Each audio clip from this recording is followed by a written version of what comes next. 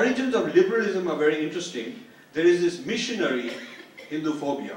It's filled with all kinds of strange things, and there is, you know, all kinds of claims of this happened and this violent happened. It's generally violence, oversexed people, abusive culture, they don't look after their children, they are grotesque, they are immoral, they are irrational, that kind of an image.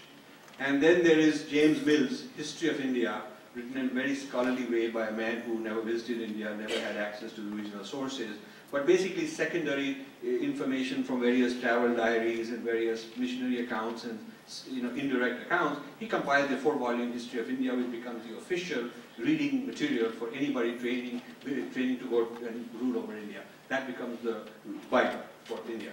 And then there is Hegel's Universal Teleology, which says that all civilizations evolve and we, the West, are at the front. And some people are further behind than others, but we are at the front, and our job is to pull them along.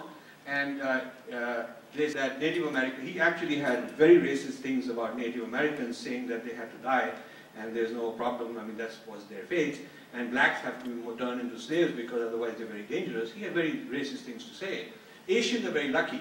Asians are very lucky because they have the potential of being civilized, and we are here to do that.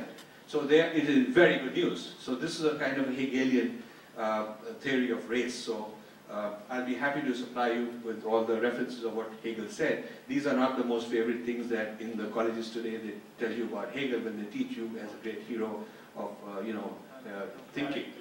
Yeah, these are not the things that I talk about, but these things exist, and there are books about it. Blacks have written books, Native Americans have written books, Chinese have written books, and we Indians need to know about all this. Yeah? Okay. Then John Locke comes up with a theory of rights, which says that all human beings should have rights except those who are unfit to apply reason, because they shouldn't have rights. And people who are unfit to apply reason are like children, so until they are fit to have reason, our duty is to raise them. And then he comes up with an education standards which says that being like an Englishman is the ideal model of what an educated person ought to look like.